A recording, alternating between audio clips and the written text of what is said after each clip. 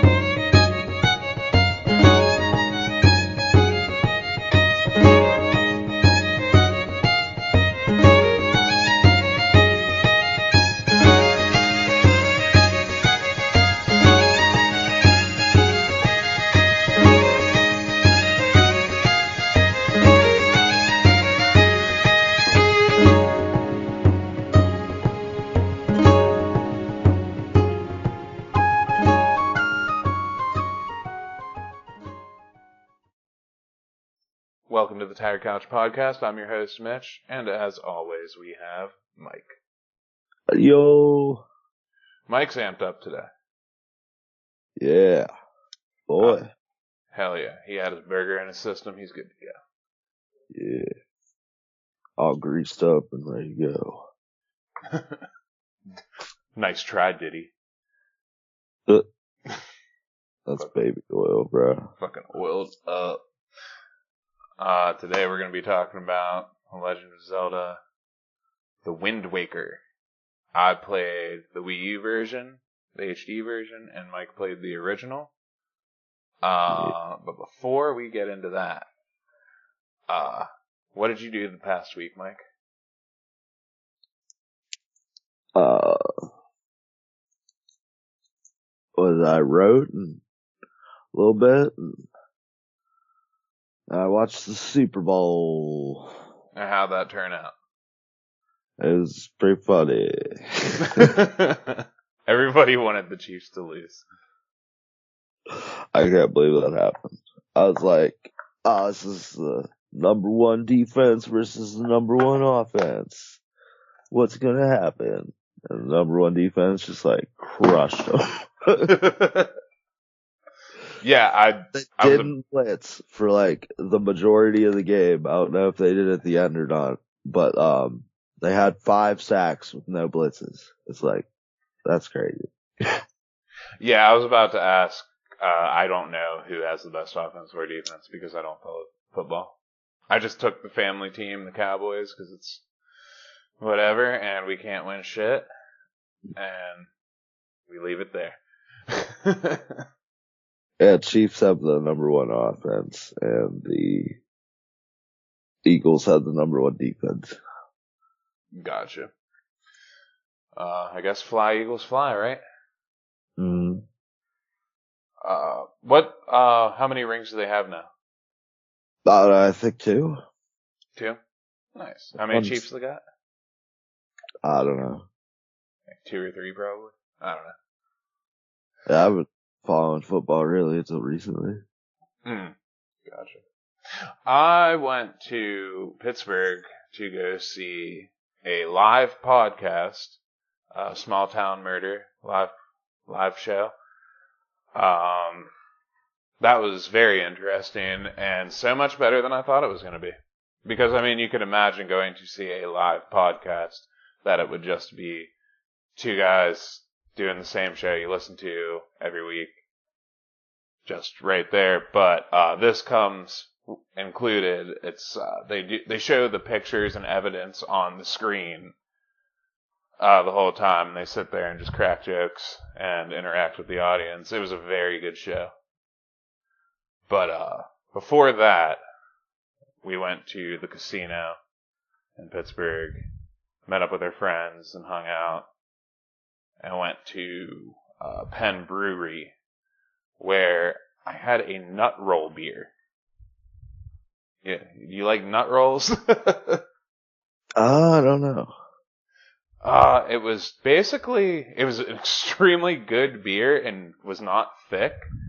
Like, it wasn't thick like I thought it'd be, because a lot of, like, dessert beers like that usually do come kind of thick, or they're just stouts in general. But this was like this. It's like drinking a normal beer, but with, like, a hint of cinnamon and vanilla in it. I was like, huh, this is great. And I had some... I want my beer to taste like water and my anything else to just burn. Oh, okay. So, doesn't hurt at all, or hurts like a bitch? Yeah. I have experienced you do this before. Except for the one time we were recording with the cherries. That was hilarious. Just ate like half that jar of cherries. Chase for bitches. The moonshine cherries. I had a Cajun chicken pasta while I was there that had smoked sausage in it, and that shit fucking crushed. However, I saw... Cajun chicken pasta? Yeah.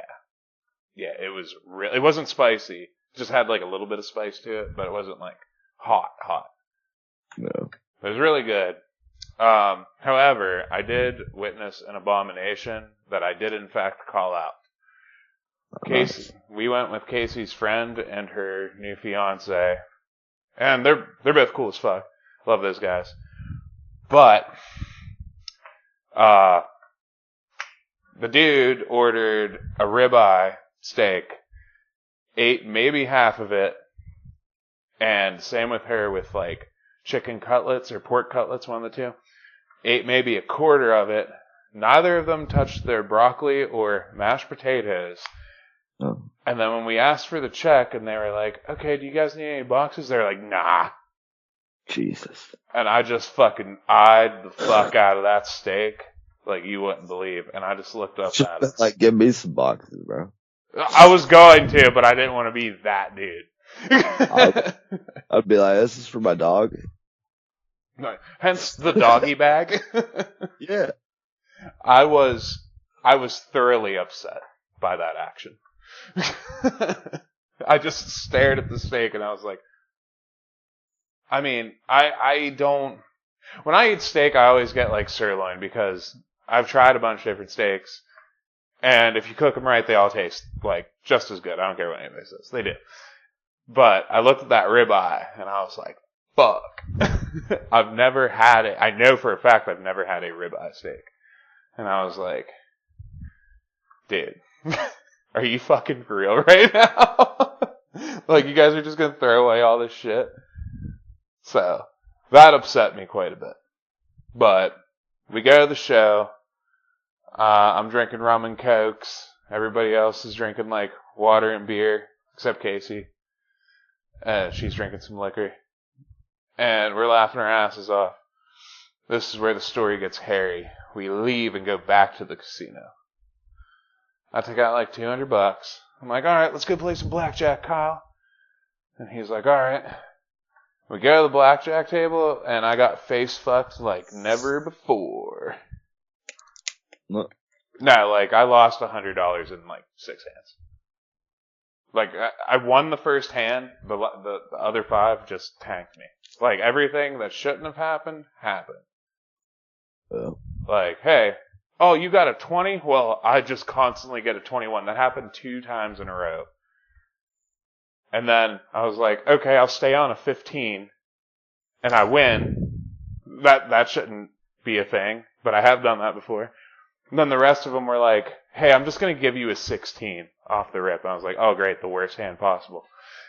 And, yeah, lost 100 and then rolled around the slots for the next, like, 3 hours with the other $100 until I lost it all because I was just like, whatever. I took it out to lose it, I guess. I was so pissed, dude. I've never been fucked that hard in blackjack in my life. Like, that's my game. My last experience with blackjack was playing Dead or Alive Extreme Beach Volleyball. Hell yeah, brother.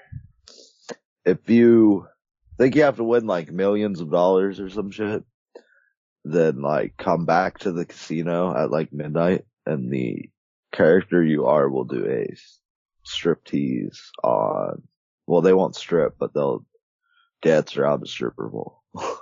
Is it true that Final Fantasy VIII has strip poker? Not that I remember. Okay, well, there was a person, I'll tell you after the show, that we went to school with that you know very well. He's not your friend, but you do know him very well.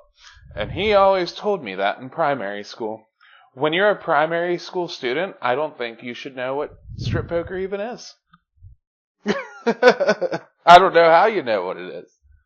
But, yeah. But here's where it gets weird. So, I think I know exactly what you're talking about. I bet you do. But, yeah, he like told me one time, he's like, there's this like vest that you can put on, and like, if you hurt your finger in the game, it like restricts on your finger. I was like, oh no, that happened. I think it had gloves on it or some shit too. I don't know how long ago that was, but there is a vest that you can buy that hooks up to like your shooter games like Call of Duty and shit. And if you get shot, you get like electrocuted. No. They do cost some money. They cost like $150, $200 or some shit last time I checked. But that was back when they first came out. But I always wanted to try it, but I was like, this is like when I was 8. Oh no, that was not real then. That was not a thing. But here's where it gets weird. So, everybody, I'm separated from everybody when I'm doing these slots. And I don't know where anybody is. If I find Casey, I'm like, where's the rest of them? And they're like, oh, they're over at roulette. I go over roulette. I watch Kyle fucking hit number on roulette 2 times in a row. Nice. Yeah. And he was up $700. What's that, like a 16 payout or something? 16 times? I think it's like 32.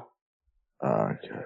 Or some shit. I don't know. It's like $100-something if you put 5 on it. Which is funny because I might have told this story on the show before, but New Year's Eve, I was at the casino one year, and I put 20 on a number. Like, just because it was my last 20 in chips, and I was like, I'm not playing anymore after this.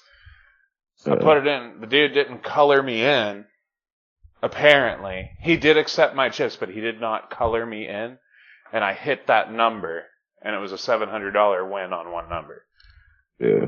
And it is weird how those numbers are all lining up with both of these stories. But it was a $700 win or $750, some shit like that.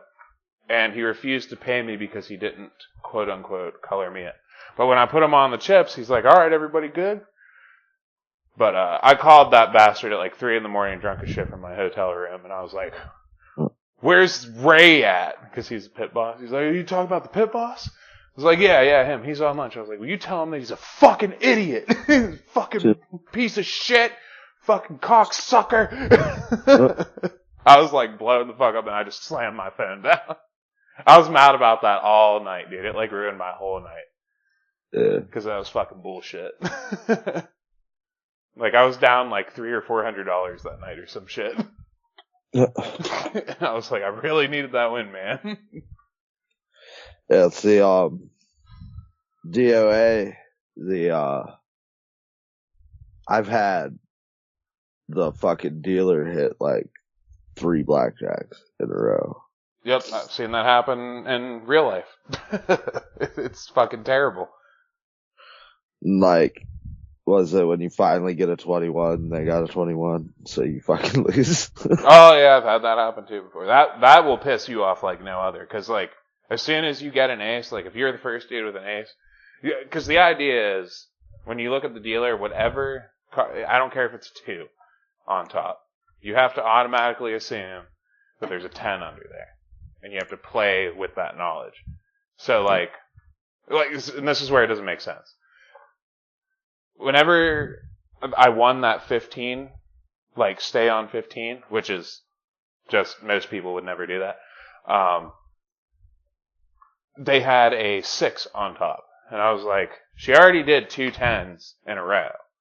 Or some shit like that. So, there's no way she's going to flip another 10. So, she flipped a 6, and then flipped another, I think flipped a 10 after that, or no. Yeah, I don't know. She flipped it to where it ended up being a 22. She just went over, and I won on the 15. So I was like, okay. But everything else, I was like, oh, stay on 19, stay on 20, stay on whatever the fuck. And just, nope, 21, 20, 21, 20. Like, every fucking time. It just, I hate that shit so much. Yeah, see, the meta in DOA, Extreme Beach Volleyball, was to play roulette and just throw as many chips as you had time to throw on the board. Yeah, sounds about right. Except for there's no time limit. They wait till everybody puts their shit on. I've watched people play roulette where they'll cover half the board. Yeah. I've That's also, what I did DOA. I'd do the, bet red and then bet all the red numbers, all the corners of all the red numbers, all the borders of all the red numbers. Jesus. But whatever you hit, it's like you get huge fucking payouts. Yeah, but you got to think about all that money you lost in the meantime. That's what I always think about. Yeah. Well, that's the thing is, you bet enough to like lose, like to get your bets back, kind of thing. Yeah, I get it. No matter what you hit, but like if you hit big, then you hit big. It pays out. I saw this one girl one night, and she won like 3 or 4. She hit numbers like 3 or 4 times out of like 8 games. And I just like could not believe it. Like she just had fucking stacks on stacks on stacks of chips. I was like, Jesus fuck, dude. Holy shit. Huh? Did you ever play craps? I've never have. I want to learn it, but I heard it's a very like complicated game technically. Because of all the different bets you can make is what makes it like complicated. Yeah. But I've also watched a dude, really old dude, like real who's that dude for Playboy? Hugh Hefner? Real old Hugh Hefner type dude with a really hot chick hanging out on him. And like guy would bet half or more of the table. And I watched him lose like 2 or 3 times in a row. He just fucking punched the table. It was so funny, dude. He looked pissed. He was betting like fucking $1,000 a hand. Like he didn't care. It was fucked. Yeah. Oh, that roulette gives me like memories. Like there's a South Park episode where the Indian casino buys South Park and they have to get enough money to buy South Park back from them. So they put it all on roulette and they win. Like straight up just win on a number. And they're like, Stan's dad is like, well, you can't just quit while you're hot. You gotta let it ride. Everybody's like, what the fuck? That happened in Futurama too. Whenever Zoidberg just let it ride twice in a row and won like $1 billion, and he's like, let it ride again. And everybody's like, you're a fucking retard. And then he loses it all. Yeah. Yeah, roulette's not really. What is it? Letting it ride and fucking hitting twice. Yeah, that'd be insane. But I've hardly ever played roulette. The last time I played roulette was at my bachelor party at the casino, where I was just inebriated as fuck.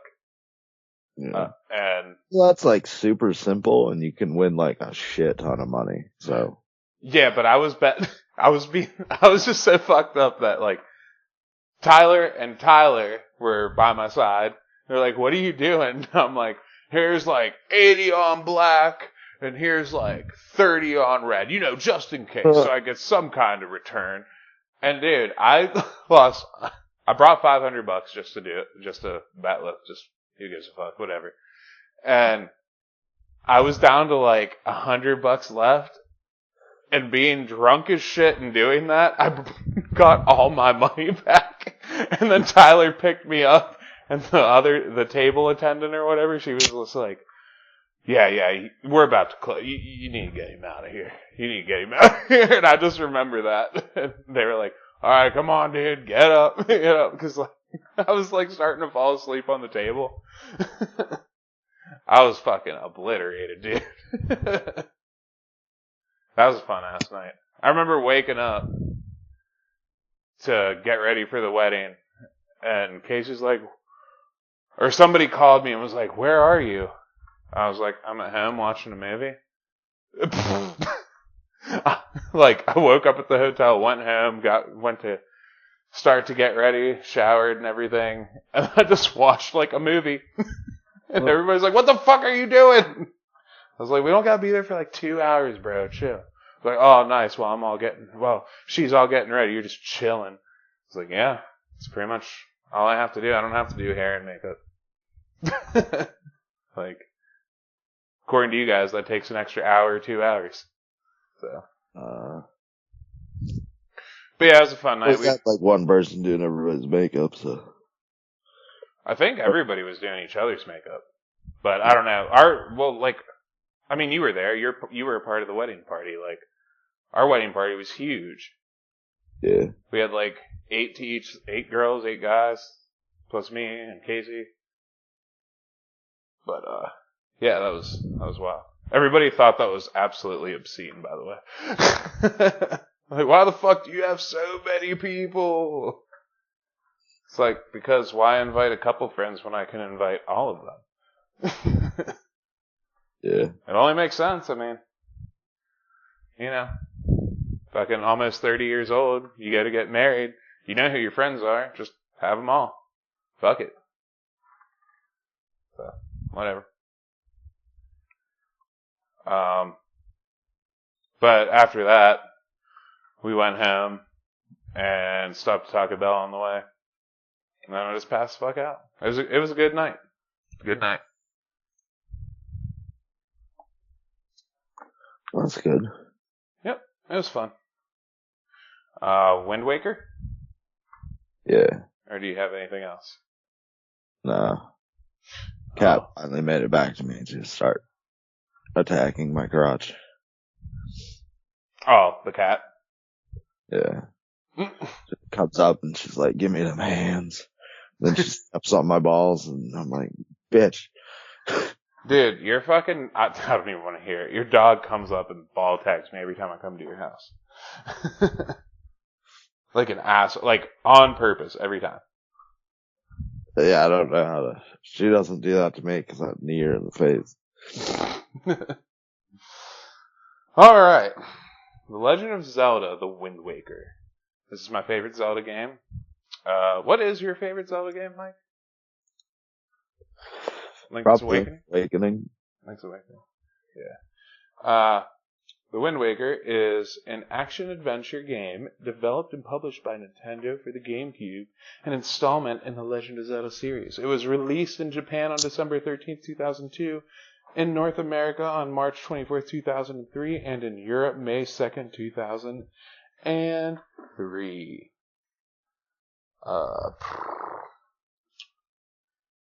It uses cell shading graphics. Sorry, just going through my notes here. And The Legend of Zelda, The Wind Waker HD was released for the Wii U in September 2013. Now, me and you talked about this when we did the show. We needed to know the differences between the two games. Here they are. Chime in whenever you want. The Wii U's gamepad now function as the map and the inventory screen, saving you the hassle of bringing it up mid-game. You can use motion controls to use the Wind Waker itself. I didn't even know that. It's in 1080p HD, and it shows the graphics. I know you don't like them from our previous talks, but I think the lighting is weird, and what is it? The lighting makes everything look more washed out, but the edges are the only real difference that I see. Well, it's a bloom effect on everything is basically what it is. It's a bloom and like a lighting thing. It's like you said like when I sent you that picture because my phone didn't apparently send like a good enough picture. How the tunic is like one shade away from the grass. Yeah, the sleeves of the tunic are the same shade as the grass. Yeah, that's what it looked like in the picture. But I did a side-to-side comparison, and it's not as bad as what that picture looked like. But you are still correct. It's pretty fucking close. Yeah, that threw me off a bit. I was like, why does Link not have any arms? Some weapons can be aimed by using the Wii U pad's built-in gyroscope. No thank you. What? The Tingle Tuner from the GameCube original that used the Game Boy Advance to hook up with was swapped out for the Tingle Bottle instead. This allows you to send messages via the Wii U Miiverse community. However many people were online using the Wii U Miiverse, you let me know. That's a terrible fucking thing. Yeah, you could send message. You sent a message in a bottle. That's what it was. I've said the name is like the worst thing in the world. The Tingle Bottle. Yeah, the Tingle Bottle. Like what? Fucking pee in that shit. I just sent urine. Yeah. You can now use the Picto Box to take selfies and screenshots. These can be posted onto the Miiverse for the community to comment on. That's not good. You can purchase the Swift Sale at Windfall Island Auction House, offering a 50% speed increase and auto wind adjustment. What were you going to say there? Sorry. None. Oh, okay. I thought I heard you say that. Shorter cranes and sped up animations reduce the waiting time when collecting sea-based treasures. That's pretty good because it took forever in the GameCube. Yeah. The crane took a little bit of time. Yeah. Not too bad. Yeah, it wasn't like super bad or anything, but it is nice that they improved that. The Triforce quest was thankfully shortened. You now only need to find 3 Triforce charts, as the other 5 shards can be found in treasure chests on land, compared to all 8 being underwater on the original version. That is also very nice. Everybody hates that part of the game. Yeah, because it's a fucking slog. You can now carry 500 rupees right from the start instead of the measly 200. Yeah, that was pathetic, dude. And this is my favorite part of it. The hero difficulty mode is immediately available and doubles up enemy damage and health. And your health can only be replenished via potions.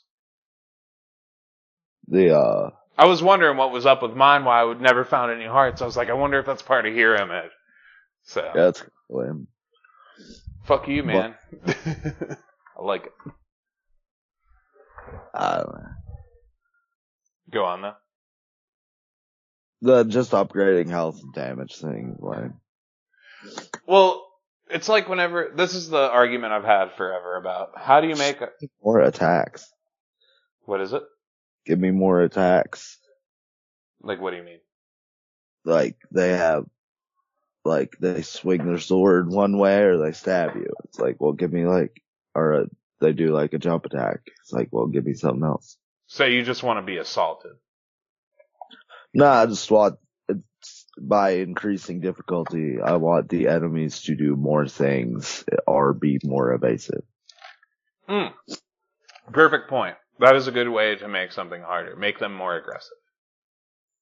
And instead, most game companies, when they have a Game Plus mode or a hard mode or this or that, they always do the same thing where, and usually it's not even like this. Usually they don't even add the extra attack damage. It's always just, let's just like triple their health.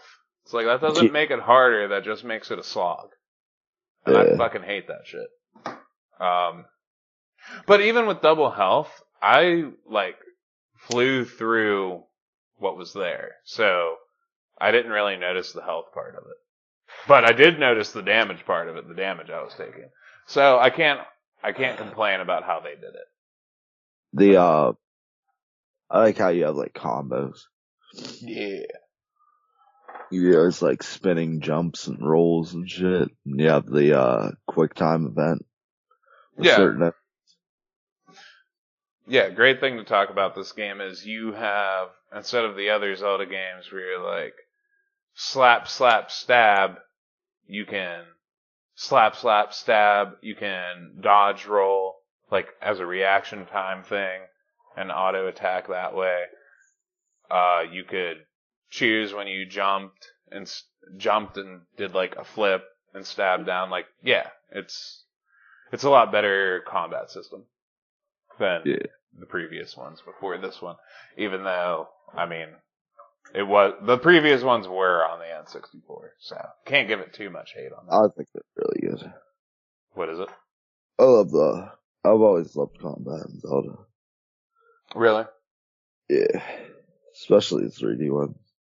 I always thought that was like pinnacle, truthfully. Huh. Strange. Of like the era, not like of all time.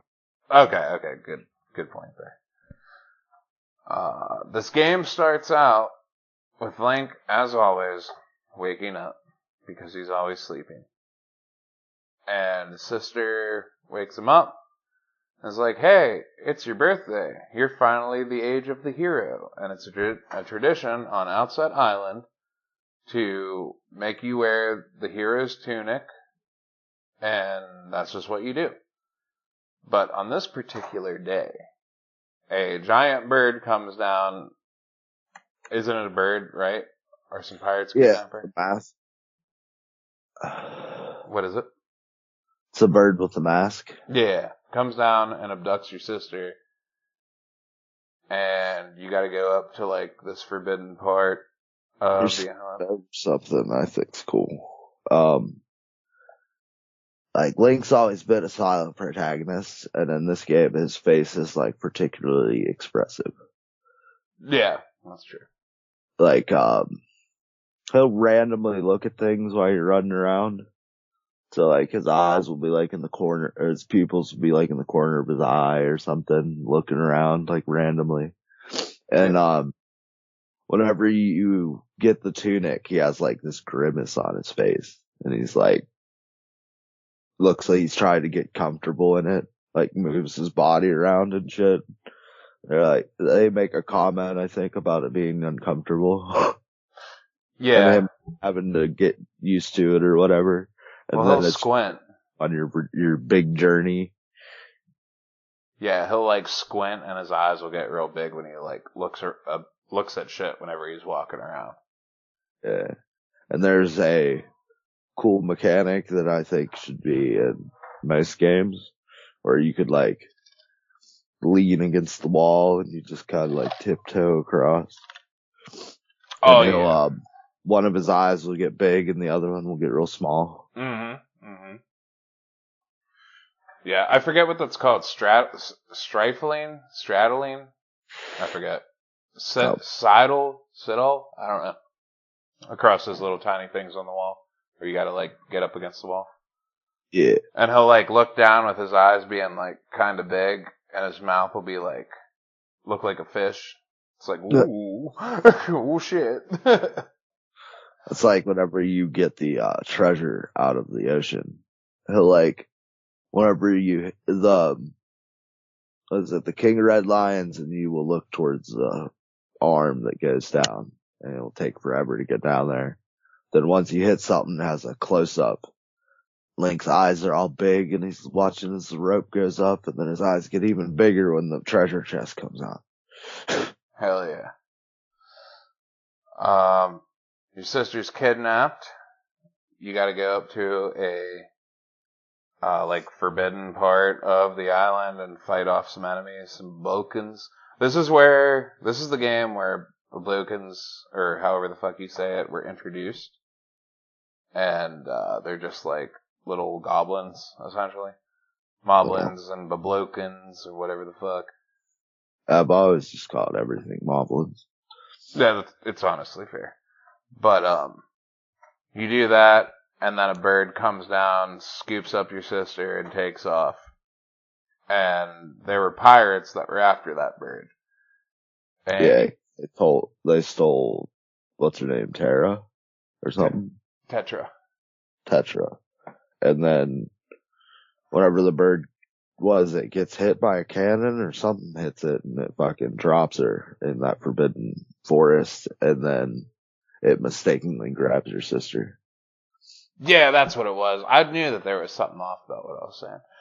But, yeah, you rescue Tetra, and your sister gets taken, and Tetra's like, yo, you're just from some backwater island.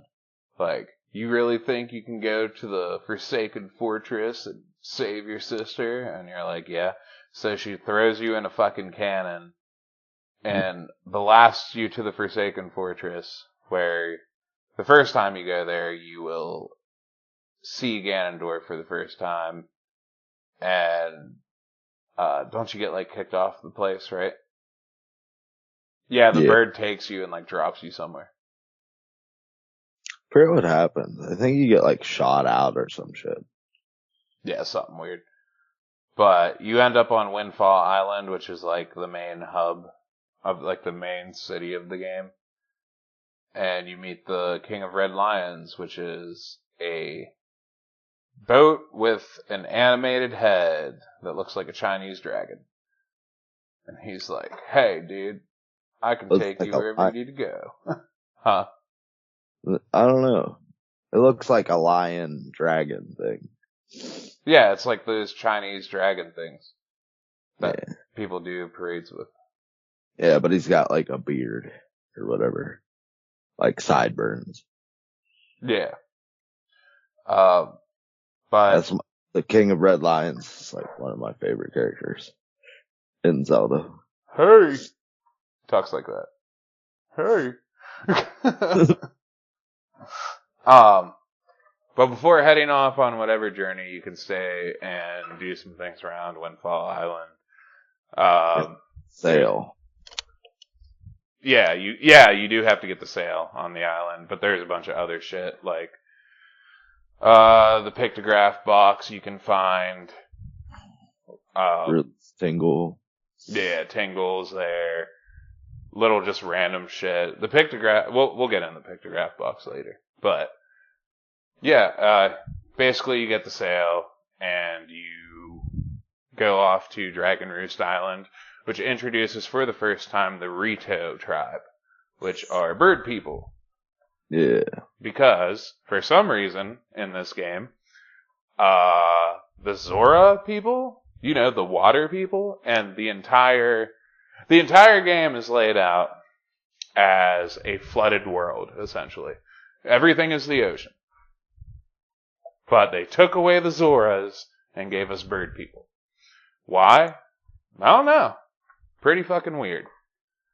So. What are the one people called? The Gorons or whatever? Yeah, Gorons are not in this game at all. Okay, I was wondering that. Which is weird because they do give some flavor to the Zoras and to the Kikari people, the tiny people from Ocarina of Time that you are supposed to be, but you're not really. They give all that. They give everything except for Gorons, which Gorons are a staple. The first Link was a fairy person. The first Link? I think so. I don't know. Which one's the first Link canonically? I thought he was just a Hylian. Like, you're talking about, like, the original Legend of Zelda? Well, the original one would be Skyward Sword? Oh, you mean, like, in the timeline? Yeah. Oh, he was just, people from the Loft. I don't really think they gave him a specific, what do you call it? What is it? Race? Yeah. They didn't really give him a race. He was just one of the people of. He was like a people of the sky, just like all the other people.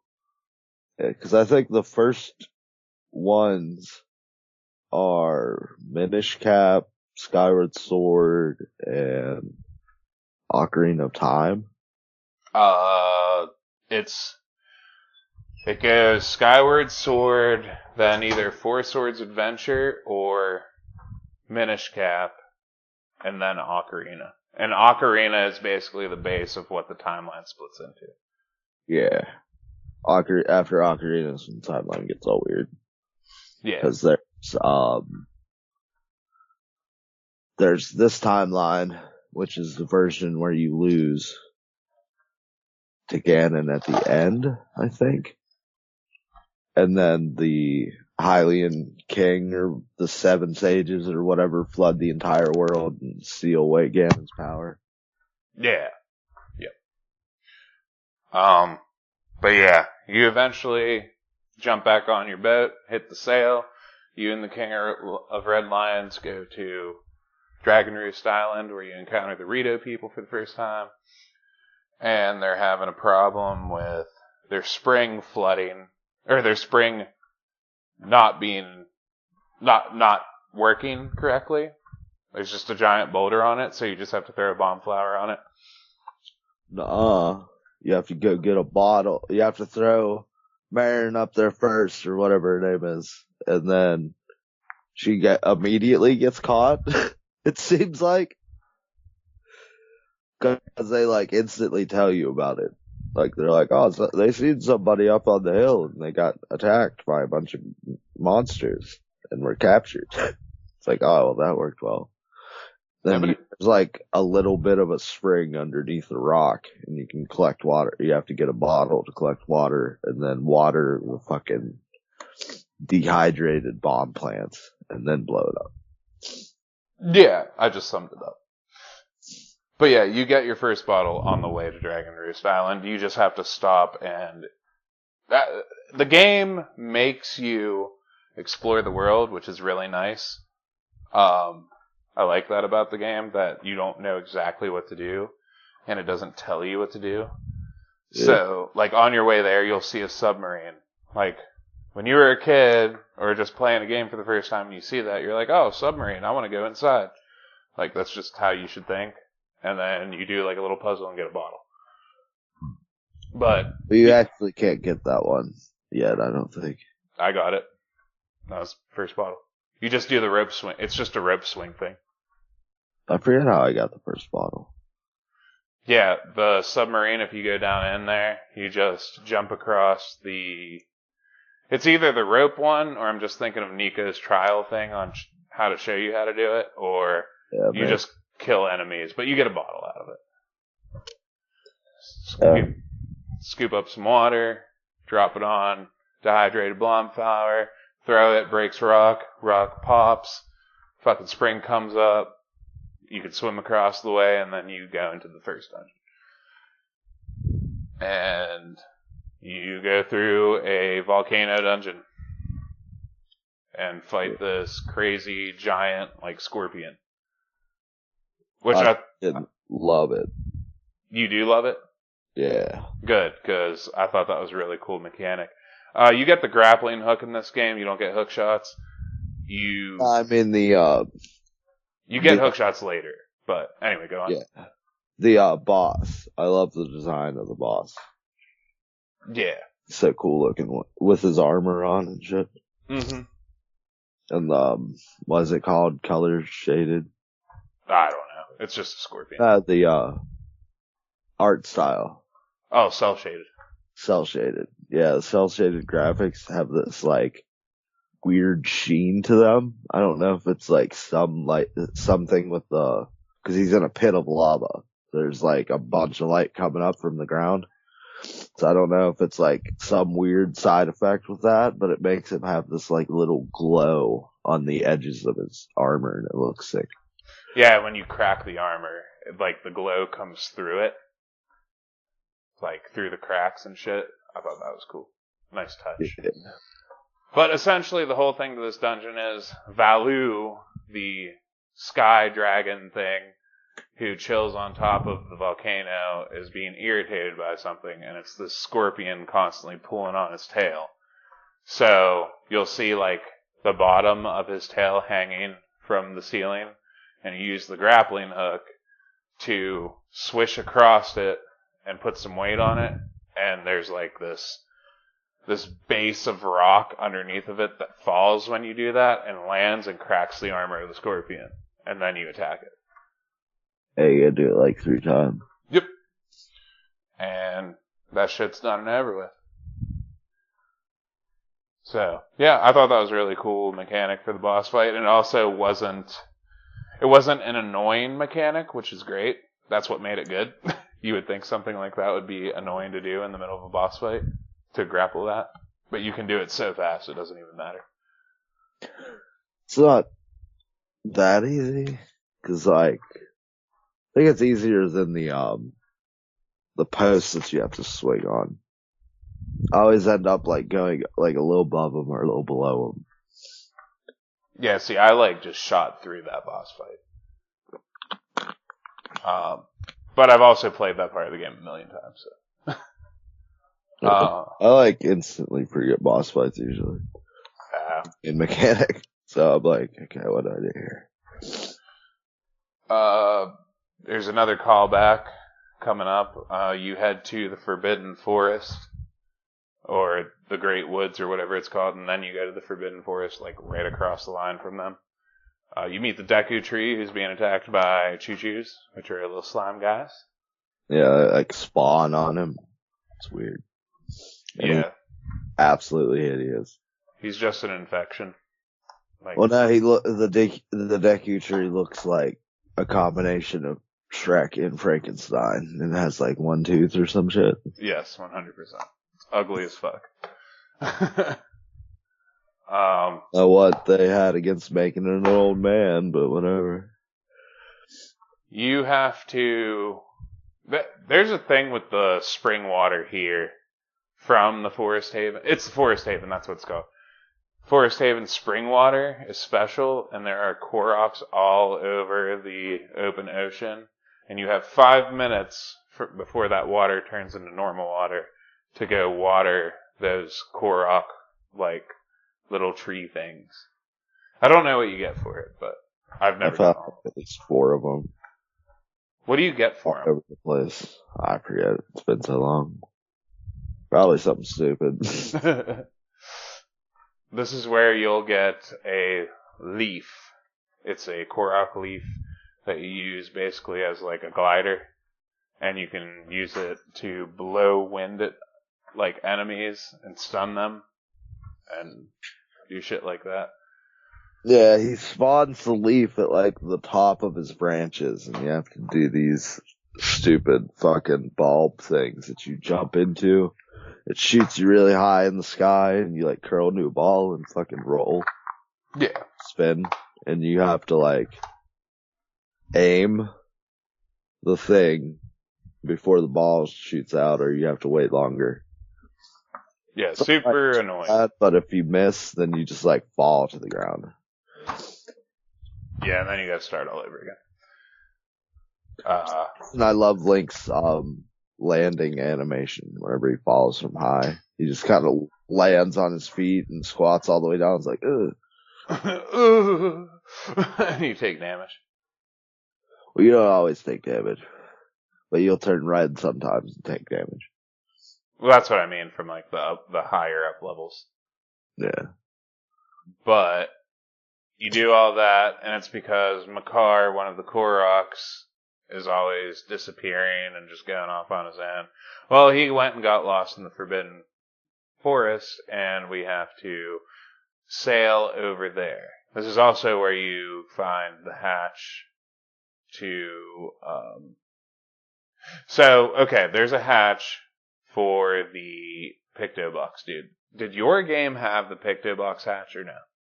What is the Picto Box hatch? If you look across from the Forest Haven to the Forbidden Woods, where you gotta like fucking fly your leaf over to the opposite of the little island.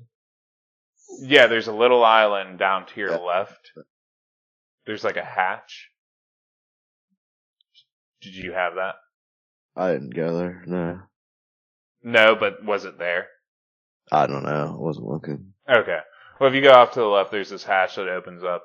Now, in the 3DS, I was going to say 3DS, in the Wii U version, there is a side quest where if you go into this hatch, there's a dude that makes figurines out of whatever you take a picture of. Huh. Now, it's every single fucking character in the game and every single fucking enemy in the game. And I'm talking bosses, I'm talking Ganon, I'm talking everybody. You I can hope make a figurine. hope it gives, what if you do a selfie? I hope it gives you the, what is it called? Drown Ben. Oh, that'd be wild. I But don't know. Fuck, they made that statue. That statue's so fucking creepy. what statue? The, statue, it's in what, Ocarina or Majora's Mask? What statue? I don't know what you're You talking like you play the Ocarina and you summon a little statue and it sits on switches. about. I don't remember that at all. No. Mm. You sure that's a thing? Yeah. I know you can take control of an Armos or whatever. That's in Wind Waker, isn't it? That's in this game. Yes, no? Yeah. What are you doing with your phone? Are you muting yourself and unmuting yourself? I had to cough. Oh, well, you sound like you're far away from your mic. Oh, sorry. Yeah, I don't know. But anyway, you go across there, you can make a bunch of figurines out of there, and I don't even know what it gives you because I'm not doing that. So, but you go to the Forbidden Woods to rescue Makar, and he's just chilling there, and he gets attacked by the boss and eaten, and it's like this giant electrical plant. And you gotta fight him. He's not too hard. Shoots tentacles up in the ceiling and picks it up off the ground. Has these like swinging arms that shoot under the ground and fucking follow you and pop up. Yeah. Just how a plant boss you would imagine would be. You gotta use your boomerang, cut it down, and then you just wail on the fucking core of it. Yeah. Not too hard of a fight. There's really not a boss in this game that's truly hard. But you save Makar, and Deku Tree's happy, and you gotta find Jabu Jabu after that on, I think it's called Great Fish Island, or something like that. And when you go there, it's just like this giant rainstorm all the time, and he's not there. So, you go back to Windfall Island, and you have to get bombs. There's like a big thing going on with Tetra and her crew and the bomb maker. And eventually when you get bombs there, you go around the other side of the island and bomb the wall, and there's Jabu Jabu. And he's this giant fish dude. And he's like, here, I'll just give you the last pearl that you need. These pearls are what you collect after each boss. And you need them to bring the Tower of the Gods, which is basically the hero's training ground, out of the middle of the sea, essentially. Yeah. Whenever you first talk to the Deku Tree, he speaks to you in Hylian, and he's like, "Oh, your attire made me think of old times." And whenever you talk to Jabu Jabu, he like strictly speaks Hylian and talks to the King of Red Lions. And he just burps up the jewel. Or the pearl. I thought we were gonna have a dungeon or something. Yeah, that's what I thought too the first time I played that game. This game is technically unfinished because of this specific thing right here. Apparently, the developers did not have enough time to create a third dungeon, so they just did this. And I think this might have the lowest amount of dungeons in any Zelda game. Because technically there's only 6 in the whole game. And that's only because I don't know how to explain it. Well, I guess you get back to the Forsaken Fortress twice, so that's still just one dungeon. Tower of the Gods, the first two, Ganon's Tower, the Wind and Earth Temple. So I guess that's technically six, just 6 dungeons. But anyway, you get those pearls and they're like, hey, you need to go to the Fairy Islands. And this is where the game really opens up, because a lot of times when you're trying to go off the course during the first 2 dungeons, like going towards them, the King of Red Lions will be like, you can't go this way. You can't do this. Or whatever. Yeah. Well, once you get to Jabu, the Great Fish Island, that's where it opens up, I think. But, we go to the Triangle Islands, not the Fairy Islands. Yeah, Triangle Islands. One thing I totally skipped over this. You know, the whole game's called the Wind Waker. We didn't even explain how the Wind Waker happens. When you get to Dragon Roost Island, there are 2 gravestone-looking things. One's cracked in half, the other one completely fine. You go down there, and so what happens is, whenever you first meet the King of Red Lions, he has the Wind Waker in his mouth, which is a conducting instrument. And when you walk up to these stones, and you play the song that it wants you to play, this frog on a nimbus cloud, because this is like super Japanese, floats down and is like, you can use that to make all kinds of fucking things happen. It's like, play my song, and you can tell the wind what direction to go. And that's how you get the Wind Waker. But a lot of things on the open seas, when this world opens up, you will see like tornadoes and shit. And the frog cloud guy mentions it. He's like, watch out for my brother Cyclos. He's a fucking asshole. And he's really pissed about his shrine. That's what they are. They're shrines. Getting cracked in half and stuff. So he's out there terrorizing the seas with tornadoes and shit. Or hurricanes, whatever. Yeah. So when you see these things happen, these little tornadoes come out of the sea, he'll usually pop up and make a giant whirlpool. And you gotta try and not get sucked out of the whirlpool. The way to stop this is, and this is where it's annoying, you have to have the hero's bow, which you get from the Tower of the Gods. So, when you get the hero's bow from there, you shoot him with the bow, and eventually when he's done, he'll give you his little spell thing, his conductor instrumental bullshit, and you can teleport. But anyway, you go to the Triangle Islands, the 3 Triangle Islands, and you activate them in the Tower of Gods. Comes out of the sea, and that's where you are tested to be the true hero. Yeah, I mapped like all the islands along the way. I remember the fish thing being pretty annoying, and still is pretty annoying. Well, let's talk about that, since we're opening up the game before we go to the Tower of the Gods. There are fish on if you look at your map on the game, there are tile. Every island is a tile. And there is a fish with every tile that swims around, he'll jump out of the water. If you go to Beetle's shop, which this is the first time Beetle is introduced into Zelda,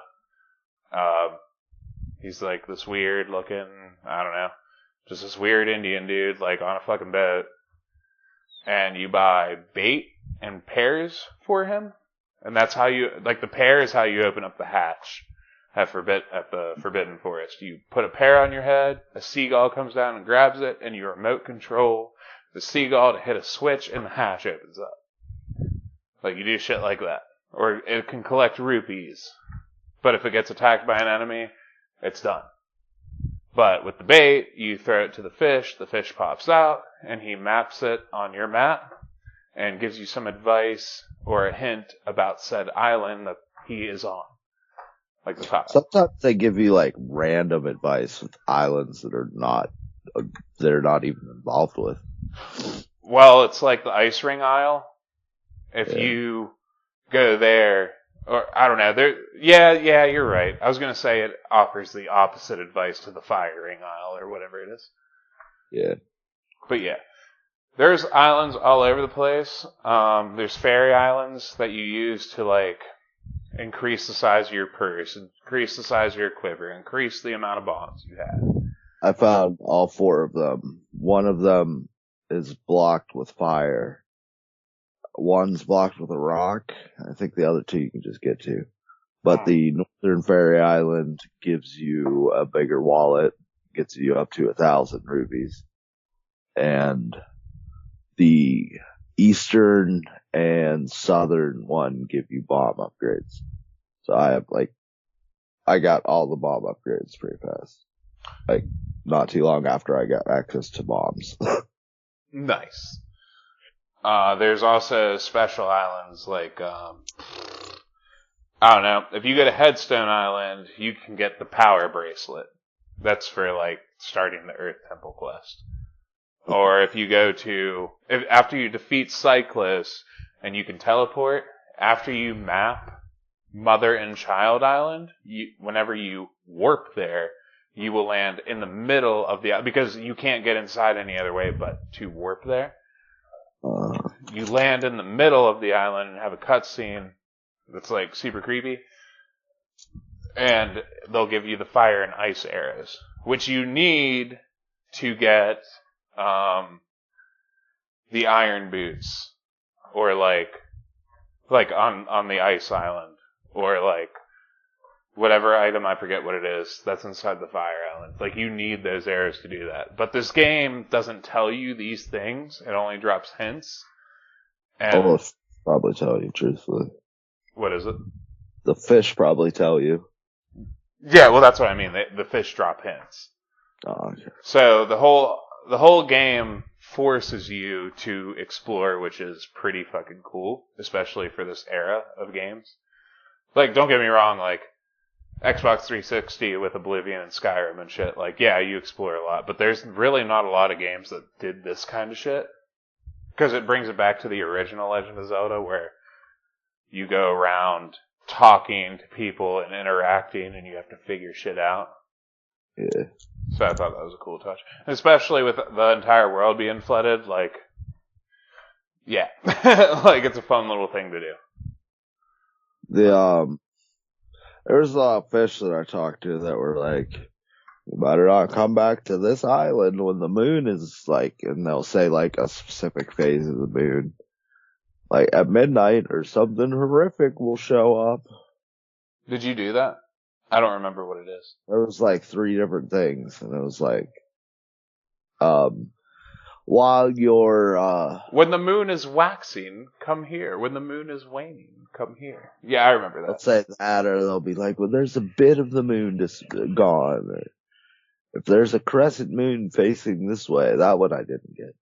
But, there's a event whenever you're going to get Jabu Jabu, or what's his name? Jabu? Jabu.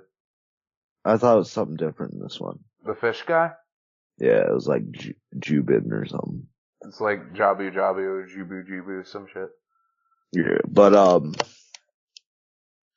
there's an event where the day, when after you steal the bombs, it's always night, and it doesn't change until you find him. Oh, okay. So, whatever I found those islands, I couldn't really do anything at all. Yeah, it's all based on, like, time and shit like that. Yeah. And you have to go refine the fish and feed it again and get the advice. It's the only way to get it back. Well, I mean, you could just make notes if you had a Wii U gamepad. I'm good. You can, like, draw on it, like, oh, here's... I'm pretty sure you can either draw on it, or maybe I'm thinking of Phantom Hourglass. Because I know you could draw on Phantom Hourglass. But yeah. What was that fucking thing that DS had where you could chat with other DSs? I have no idea. It was like Picto Chat or some shit. I didn't have a DS in the time of DSs being, like, a thing. I had it long after. Like, long after. So. The DSi had a flip book in it. That's sick. Where you flip books and edit audio and shit. You also have the trade quest. I didn't get to start that one even. That's your favorite part of the Zelda games, man. And I usually try to do it as fast as possible in Link's Awakening. Well, yeah, you can kind of kick it off on that game. But Well, it's part of the main quest too. You have to find that stick or the bananas. That's what it is. I thought it came intertwined with the main quest, yeah. But yeah, basically the trading quest in this game. Actually, I take it back. I think there is like one Goron in the game, and it's part of the trade quest. But I could be wrong. But you basically trade these fucking sails and like these little things that you can. I don't know, what would you call them? It's like a fucking lawn ornament, essentially. They're little flags, right? Yeah. Yeah, and there's little pedestals that look like little tops of like A castle. yeah. Yeah, you trade those all around, and the dude that you get the sail from on Windfall Island, eventually when you come back to him and trade to him, and it's not even the final part of it either, you get the Zunri armor, or some kind of armor that, it's like a magic armor that makes you invincible, but it costs rupees as time goes on to be invincible. Like, if you get hit, it's costing rupees. If you're just standing there, it's costing rupees. It's just the most worthless thing in any Zelda game I've ever experienced. Yeah, and you can go beyond that and get, like, gold versions of these ornaments. Which brings to another point. There is an island that can be your home. And I think it comes complete with Butler. And you can fucking throw all those ornaments all over the fucking place. Butler's a cardboard cutout. He's awesome. Yeah, exactly. And they're all over the place in that original island too. Or not the original one, but the second island you get to that has a town on it. Which island was it? Was there a second one? Sail. Oh, okay, I thought you meant there was two towns. I was gonna say that's the only town. That one just has pedestals all over the place. Oh, okay. I never noticed. Yeah, but if you pay attention, you'll notice them like everywhere. They're in like most of the buildings and shit. At least two. Okay, I do remember that. Yeah, okay. That makes sense. But yeah, anyway, there's places you can get, bottles everywhere. There's the ghost ship quest, where you gotta get the map for the ghost quest, or the ghost ship, and you have to get to the tile that it's on while the moon is like a specific, setting or whatever. I forget. Like a waxing or a waning. I always hate that shit. Yeah, because it's totally random. Yeah. But did you ever make black soul gems in Oblivion? I've never made one now. Those are a pain in the ass. You have to like get an empty grand soul gem or higher or something like that. And there's this like specific shrines that are like in random places on the map. And you have to go there on a full moon and then hit it with a spell and it transforms it. And it's like the most annoying thing in the world to do. I think I waited there for like months. Jesus. But yeah, you do all that and go in the Tower of Gods. It's just a flooded tower essentially. And the boss is a giant, like, armored, it's not really a robot, but it's a mechanical, like, armor or some shit. And it's an intense fight. It has one of those, the Hindu god. What's his name? But it All has, of them multiple arms. yeah, it has, like, shitload of multiple arms. With, like, swords and shit, and, like, shoots shit at you. But it's a fun boss. But it's there to test your might, quote unquote. But after that, you go into a frozen Hyrule that the King of Red Lions takes you down to. and it's just like frozen in time, and you're running around there, and you go underneath this statue, and it's like, there's the Master Sword, and you pull it, and it doesn't look like the Master Sword, and it needs to have its power revived. So to do that, you have to go to the Wind and Earth temples and beat them. Both of them have a corresponding sage, this is where they bring back the Kukri and the Zora. They're just ghost people, and they play the same instruments as Makar, the Korok, and what's that one girl's name? The bird girl?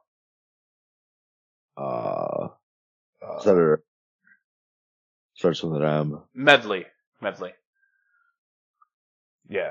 I got it wrong earlier, but yeah. Yeah, Malin or whatever you called it.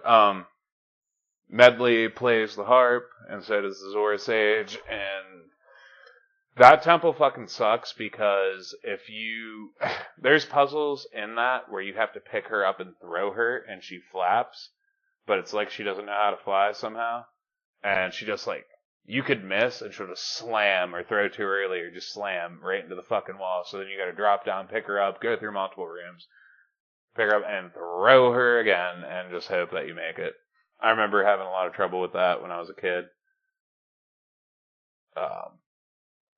But that's the first temple, is the Earth Temple that you'll be going to.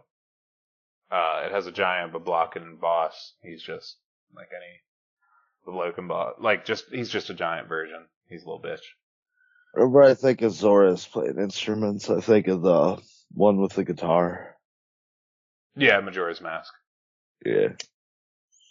But yeah, that's the Earth Temple. You need, I'm pretty sure, the power bracelets for that. That's where it comes into the part where I said earlier, you have to explore this game to continue the mainline quest. And then the one with Makar is the Wind Temple, and you need the iron boots to walk through the giant gust that's blowing out of that, and smack it with smack this rock that's blowing all that gust out with the megaton hammer, to shatter it to get into the dungeon. Megaton hammer, you get in the Earth Temple, I'm pretty sure. Yeah, I found an island that has one of those little switches on it for the megaton hammer. I was like, oh man. Right. Yeah. It's like the skull hammer or something though, in this one maybe? I forget what it is. It's just like a skull. But yeah, and that temple has a boss called the Mulgara in Breath of the Wild, and I think Tears of the Kingdom too. In the deserts you can find multiple ones of those, and they are a pain in the ass if you do not know what you're doing. They're just giant sandworms. Yeah. So. But Yeah, then... fan of sandworms. What is it? Not a fan of sandworms. Final Fantasy X with that 60,000 HP. Love it. Well, there's that. There's the fucking Colossus and Shadow of the Colossus that burrows underground in the sand and fights you. I'm pretty sure you fight one in Skyward Sword too, or Twilight Princess, maybe both. You what is it? You fight that big dragon in the sand in Twilight Princess. Maybe that's what I'm thinking of. Yeah, it's when you get the spinning gear thing. Oh, yep, that's exactly what I was thinking of. I can't wait till we play that game, because I don't remember it at all because I hated it so much, but I had to beat it because it was a Zelda game. Yeah. So, I want to play the HD version of it, so I'm pretty excited about that. I don't think I have very many Zelda games left to beat either. I counted while getting my notes ready for the show, and there are 18 Zelda games that are like mainline, like they didn't include like Triforce Heroes and shit like that, like Hyrule Warriors, they didn't include that. But there are 18 Zelda games, and I've beaten 10 out of the 8. Because I need to beat Zelda 1, 2, Link to the Past, Majora's Mask, Oracle of Seasons, Oracle of Ages. I've beaten those, but with cheats when I was a kid. And there was one more. Oh no. Absolutely crushed those games. Oh, Spirit Tracks and Phantom Hourglass. There's the ones I need to beat. Beat Phantom Hourglass, never beat Spirit Tracks. Never even played Spirit Tracks. You'll have fun with it. Probably not. There's just one really annoying part of the game, which, it's just really annoying. It's one of these things where you have to know the secret. You have to go through this gateway and then back up through the gateway, then go back forward through it, go around 3 times, back up through it, go back forward again, and then, oh, you're there. It's like one of those Lost Woods bullshit things. Yeah. I fucking hate it. It's so, because if you mess it up once, you gotta go all the way back to the beginning and find your way back to the beginning of that whole puzzle. Super lame. Super lame. Forget if this is the first Zelda game I beat or not. Ocarina was my first one, I'm pretty sure. I don't think I owned Ocarina. I didn't know Ocarina until I was like 20. Oh, really? See, what happened with me was I had the collector's edition on GameCube, and that's how I beat Ocarina. But I never played it. I got it for the first 2, and I tried playing the first one. I was like, this is awful. I hate it. And fuck you. The first one's great. I hate the first one. It's so hideous. Well, it's an original Nintendo game. Yeah. But then again, I did play it on the collector's edition on GameCube. I made it like halfway through, and then for some reason, I think I started playing Skyward Sword, and then I played all the way through Skyward Sword. Which, that game is so fucking long. It is so, that game and Twilight Princess are so fucking long for mainline games. Like, not for mainline games, but for games where you're just following a story, like Breath of the Wild and Tears of the Kingdom, like huge open world games like that. I can understand being like long in the sense of you put a lot of time in it. Yeah. But just going through a main story, Twilight and Skyward Sword are just ridiculously long. Twilight Princess and Ocarina, or Wind Waker, my favorite ones to fuck around with. I just like to get through Zelda games. I don't really fuck around with them that much. I think the only one that I've ever really messed around with a lot was Link's Awakening, and, well, yeah, I dicked around in Ocarina a lot, but I've done, like, everything in that game, so I'll never go back to it again. And Twilight Princess, you get the leave things at California, and, you can challenge moblins to mounted combat, and I just had so much fucking fun with that. And then same thing with, Wind Waker, like sailing. I had so much fun sailing. Just sailing everywhere when I was a kid.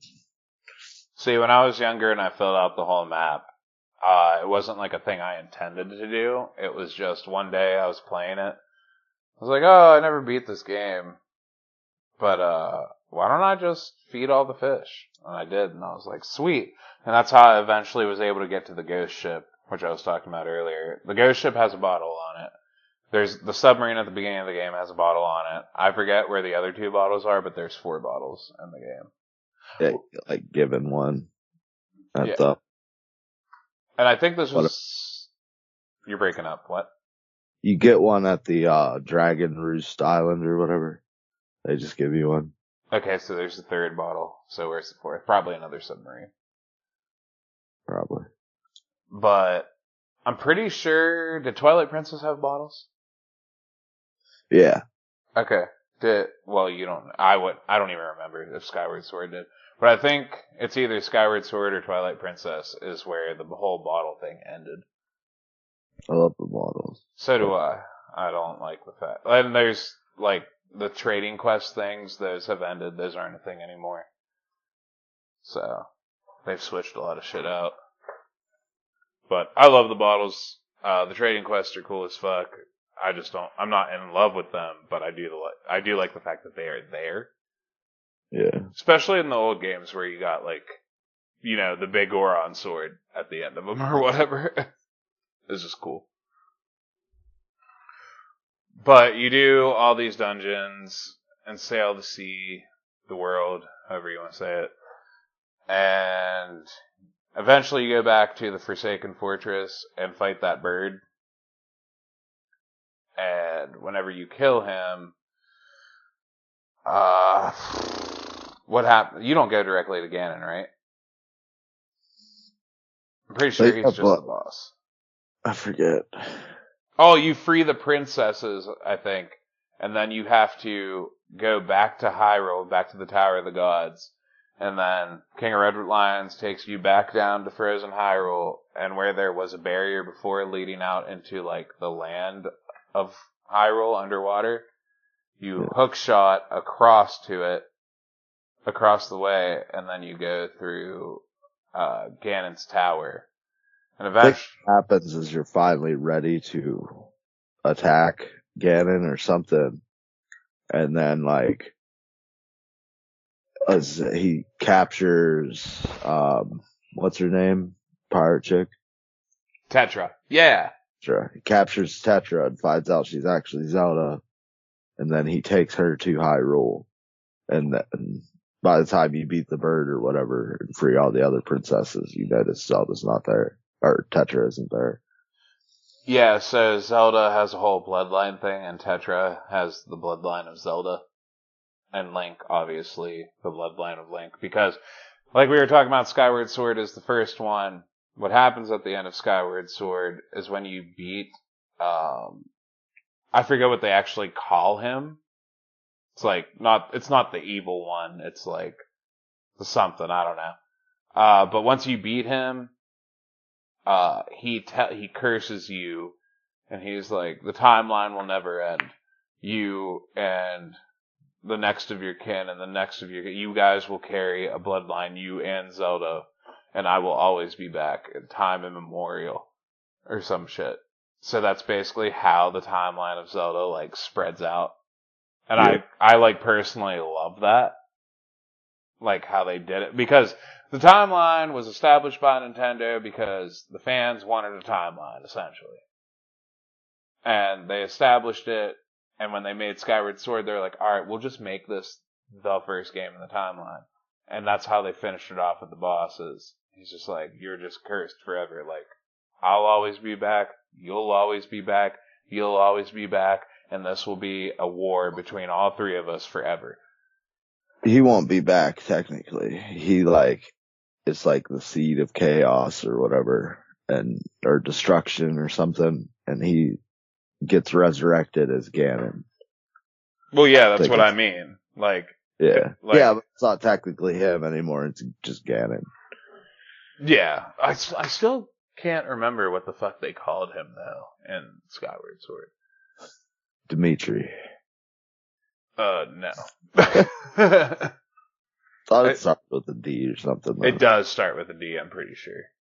But, yeah, and when you eventually get to Ganon in his, in Ganon's tower, it is a super badass fucking fight on this big platform with waterfalls all around you. And basically, you're constantly doing a reaction dodge command. And when you finally beat him, you flip up in the air and stab your sword into his fucking forehead. It's fucking stone. Yeah, it's brutal as fuck. All of the sea collapses in on Hyrule. And also in that fight, you have to. I don't think you can hurt him originally. Just the Master Sword. You have to use your mirror shield to reflect holy arrows or whatever. Demise, by the way. Sorry for interrupting, but Demise is what Skyward Sword's Ganon was called. But you have to reflect the holy arrows into Ganon that Zelda shoots at you. And also, one of my favorite bosses, which I wish I would have made it to so I could talk to it more in depth, is Puppet Ganon. Is that... Oh yeah, that is a thing in Wind Waker, isn't it? Mm-hmm. Okay, I forgot all about him. Yeah, it's one of those slap the fucking ball of light back at him kind of deal. The tennis match. The fight with Ganon. The puppet Ganon. Nah, the puppet thing is it's made out of balls and it's held up with strings and you have to fight it. And I think it has one of the balls is its weakness and you have to throw your boomerang and cut its strings and then it falls down. You have to go to the ball and attack it. I think there's a pig form, a snake form, and another form. Nice. Thoughts on the game? Because Hyrule is saved.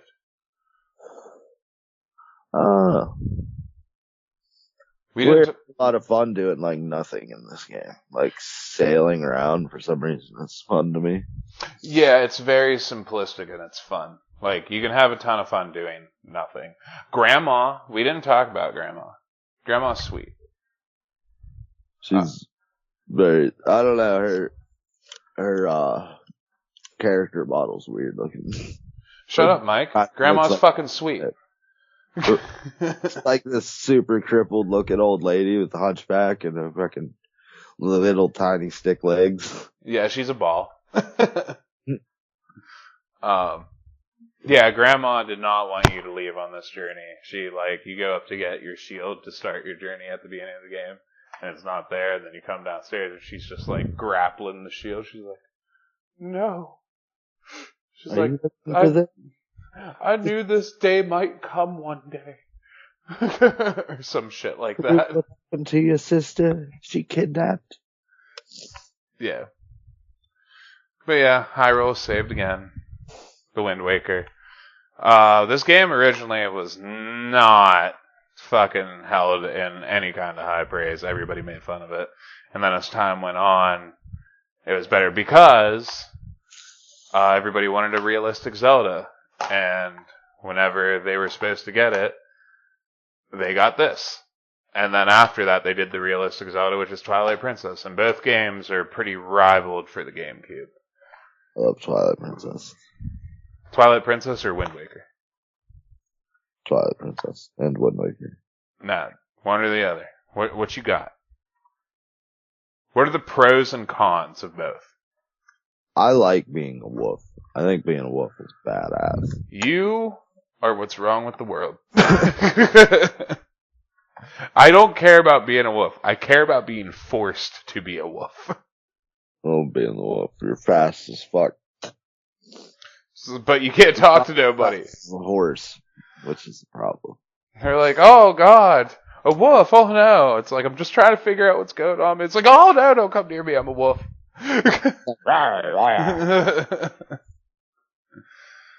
Yeah. I remember doing some crazy fucking ridiculous shot in that game. There's an enemy on the top of this tower, and you can go into, what is that first village you always go to with the Death Mountain or whatever? I remember it, and it's the part that I always don't remember how to get through, so I get pissed and turn off the game. Yeah, but there's this shot that you can make all the way across the village at this moblin up in a big tower. And I made that shot, and I was like, fuck yeah. This ain't Skyrim, bitch. Oh, dude, it was worse than Skyrim. It's nuts. You'd never be able to make a shot that far in Skyrim. You think? Nah. I've seen people do halfway across the map shots. If you got a mod, arrows don't shoot that far. If you arch them up the right way with that crazy insane bow you get. It's one of those things that people spend hours and days doing. And they're like, yeah. I got the OP bow, but it didn't shoot. It shot far enough, but it didn't shoot. It doesn't shoot super far. Yeah, I've even seen Brandon do crazy ass shit with that thing. But yeah, that's Wind Waker. Next episode will be obviously the anime episode. We're doing the Yakuza's Guide to Babysitting. Have you watched any of it yet, Mike? I haven't got to, sorry. Oh, all good. And after that, we'll be playing my game, which will be No, I picked the game. It'll be your game, won't it? Yeah. Yeah. Fire Emblem Awakening. That's what it was. Hell yeah.